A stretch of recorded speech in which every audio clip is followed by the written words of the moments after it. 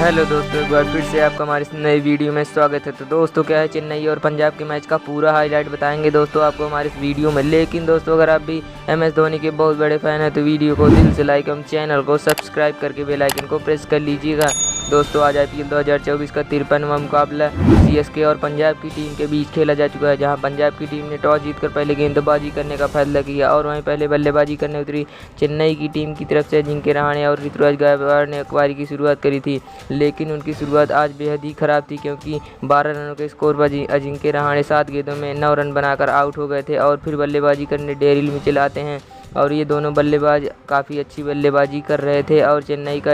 Score power play में 60 रनों के पार पहुंचा दिए थे। लेकिन तभी 69 रनों के स्कोर पर ऋतुराज गायकवाड़ 21 गेंदों में 32 रन बनाकर चहर का शिकार हो गए थे और फिर बल्लेबाजी करने शिवम दुबे आते हैं और वो आते ही पहली गेंद पर आउट हो गए थे और फिर मिचेल का साथ देने मोइन अली आते हैं और लेकिन तभी हर्षल ने 75 रनों के स्कोर पर 19 गेंदों में 30 रन बनाकर डेरिल मिचेल आउट हो गए थे और फिर बल्लेबाजी करने रवींद्र जडेजा आते हैं और तब मोइन और जडेजा ने शानदार बल्लेबाजी करके चेन्नई को 100 रनों के पार पहुंचा दिया था। लेकिन तभी 101 रनों के स्कोर पर मोइन अली 20 गेंदों में 17 रन बनाकर आउट हो गए थे और फिर जडेजा का साथ देने सेंटनर आते हैं और वो अच्छी बल्लेबाजी कर रहे थे। लेकिन तभी 122 रनों के स्कोर पर सेंटनर 11 गेंदों में 11 रन बनाकर आउट हो गए थे और फिर बल्लेबाजी करने शार्दुल ठाकुर आते हैं और ये दोनों बल्लेबाज छक्के चौके लगाकर चेन्नई को 150 रन के पार पहुंचा देते हैं। लेकिन तभी 150 रनों के स्कोर पर शार्दुल ठाकुर आउट हो गए थे और वो 11 गेंदों में 17 रन बनाकर आउट हुए थे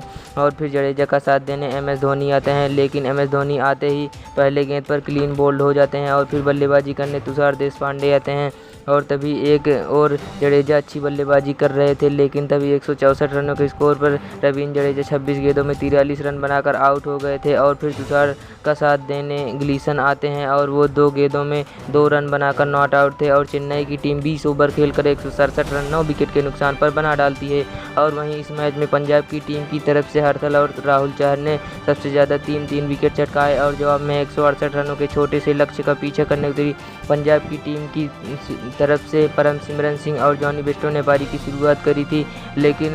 9 रनों के स्कोर पर पंजाब के लगातार 2 विकेट गिर चुके थे और फिर बल्लेबाजी करने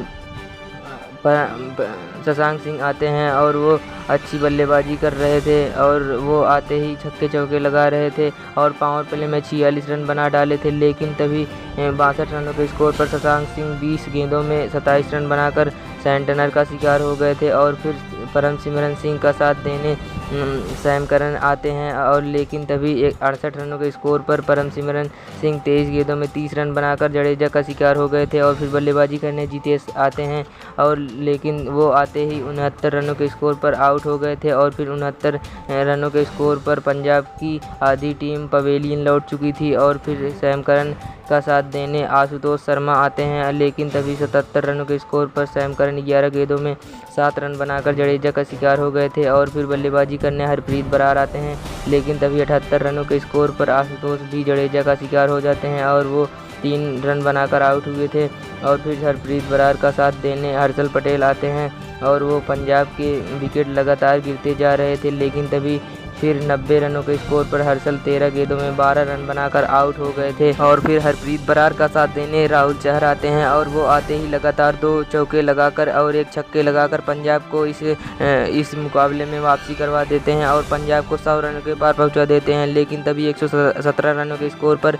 राहुल चहर 10 गेंदों में 16 रन बनाकर आउट हो जाते हैं और फिर हरप्रीत बरार का साथ देने खगीसो रबाड़ा आते हैं और अब पंजाब को जीत के लिए 6 गेंदों में 36 रनों की ज़रूरत थी। लेकिन ये दोनों बल्लेबाज बहुत धीमी बल्लेबाजी कर रहे थे और ये दोनों बल्लेबाज पंजाब को इस मुकाबले में जीत नहीं दिलवा पाते हैं और चेन्नई की टीम 28 रनों से ये मुकाबला जीत जाती है। तो दोस्तों ऐसे ही क्रिकेट से जुड़ी लेटेस्ट एवं ताज़ा खबरों के लिए हमारे चैनल को सब्सक्राइब कर लीजिए।